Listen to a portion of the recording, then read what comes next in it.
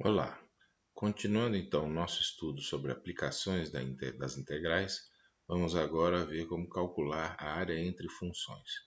Nós já sabemos, evidentemente, que a área entre funções, ela pode ser a área de uma função qualquer, sobre uma função qualquer, pode ser calculada a partir da integral, né? A definição de integral já tem a ver com isso. Nós agora queremos saber como é que nós vamos calcular uma área quando nós temos duas funções e queremos calcular a área entre duas funções. Nesse caso, nós temos alguns tipos fundamentais de situações que nós podemos especificar da seguinte forma, graficamente. Uma é quando não há interseção, então aqui não tem interseção, e aqui é quando tem interseção. Então, se nós estivermos calculando a integral a área entre essas duas funções f e g, nós então teríamos uma situação em que não há interseção, mesmo que na sequência, eventualmente, elas se interceptem. Pouco importa, o que importa é só o que está dentro do intervalo de interesse. Nesse caso, se o nosso intervalo fosse esse aqui, por exemplo, então nós teríamos interseção tanto aqui quanto aqui e alguns cuidados devem ser tomados, tá certo? Nós temos um caso mais geral que nós vamos tratar agora, é quando uma das expressões não é de fato uma função. Então veja, nesse caso aqui, essa curva em azul, ela de fato não é uma função, né? Para o mesmo valor de x, você tem dois valores de y que não é permitido. Mas ela pode ser expressa como funções como duas curvas diferentes, né? Duas funções diferentes. A função que está acima do eixo poderia ser escrita como y igual a mais 2, raiz de 2x mais 6, e a que está abaixo do eixo, que é y igual a menos raiz de 2x mais 6. Então, na verdade, essa expressão ela gera duas funções diferentes, né? E nós temos também uma expressão para a reta, normal agora, que é y igual a x menos 1. Tá? E nós queremos calcular, vamos colocar primeiramente, o cálculo entre este ponto que aqui está, da área, né, entre as duas funções, até este ponto que aqui está. E a primeira pergunta que nós fazemos é que pontos são relevantes para a nossa análise? Veja, os pontos de interseção evidentemente são relevantes, né? Temos esses dois pontos de interseção aqui. E nós temos ainda o extremo do intervalo. Então, aqui o y é zero, para o y ser zero, o x tem que ser igual a menos 3, né? Então, esse ponto aqui é menos 3, 0. Então, nós temos três pontos importantes aqui. E nós podemos perguntar, mas será que este ponto aqui é relevante? Mas, na verdade, não, porque aqui eu continuo tendo essa função de cima menos a função de baixo. Aqui até este ponto aqui, eu tenho sempre a função de cima menos a função de baixo. Quando chega nesse ponto, aí a coisa muda um pouco, porque agora a função de cima é essa, que eu já vi que é a parte positiva, e a função de baixo agora, que é essa aqui, graficamente falando, é essa função negativa aqui, tá?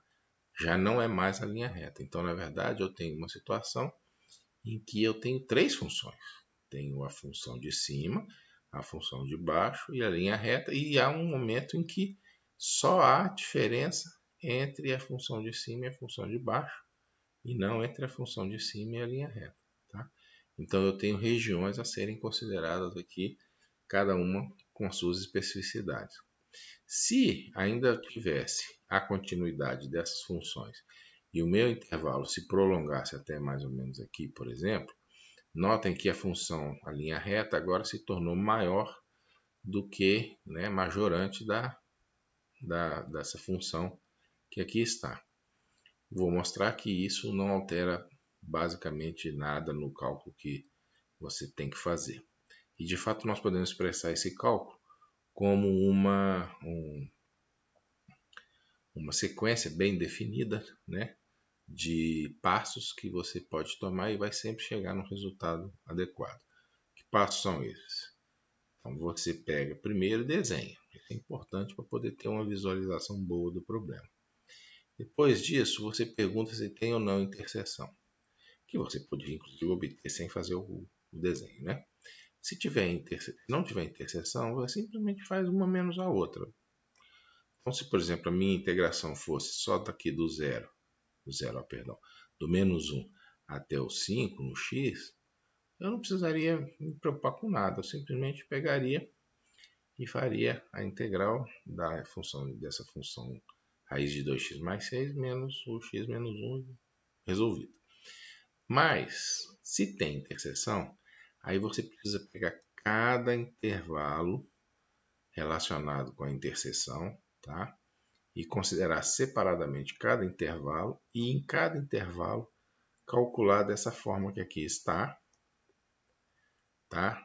Levando em consideração as funções envolvidas, ou seja, nesse primeiro caso aqui, as funções envolvidas são essa função de cima e essa função de baixo, que são essas duas que eu já mencionei aqui. Então, é elas que precisam ser consideradas. Tá? Se eu chamar isso de continuação da função de cima, eu teria uma situação em que eu calculo a diferença entre a função e sua continuação. Neste caso aqui, eu calcularia ou este menos este, né? o x menos 1 menos o raiz de 2x mais 6, ou o raiz de 2x mais 6 menos o x menos 1, tomando cuidado de calcular sempre o módulo, porque as áreas são sempre positivas. Então, de modo geral, eu posso pensar nesse caso aqui, tomando sempre o módulo da integral. Mas eu tenho que primeiro achar os pontos de interseção para analisar que tipo de situação eu tenho em cada um dos subintervalos. Então, vamos ver um exemplo para que isso não fique extremamente abstrato. Vamos pegar exatamente esse caso, né? Então, nós já vimos que agora nós temos essas duas situações, essas três curvas, né? Basicamente, nós queremos a área de menos 3, que nós já vimos que é esse ponto aqui, x igual a menos 3, até x igual a 6 e não 5, né? Aquele é 5, onde há a interseção. Nós queremos ir um pouquinho mais adiante, que é o x igual a 6, tá bom? Então, como eu falei, nós temos aqui duas funções. Nós temos a função superior acima do eixo, né? x, 2x mais 6, raiz, e abaixo do eixo, menos raiz de 2x mais 6. E nós temos ainda a terceira função, que é a linha reta. Então, nós podemos agora, a primeira coisa que nós fazemos, nós sabemos que tem interseção, mas vamos calcular essa interseção. Nós temos que o y² é 2x mais 6, então eu posso elevar ao quadrado o termo que está aqui desse lado. Ele dá isso que eu estou apresentando aqui. No ponto de interseção, os dois y² têm que ser iguais, obviamente. Então, daqui eu chego numa equação quadrática. A soma tem que dar 4, a multiplicação tem que dar menos 5, as duas soluções são essas aqui. Então, os meus dois pontos são esses, isso já estava aqui no gráfico, né? Esses são os dois pontos de interseção.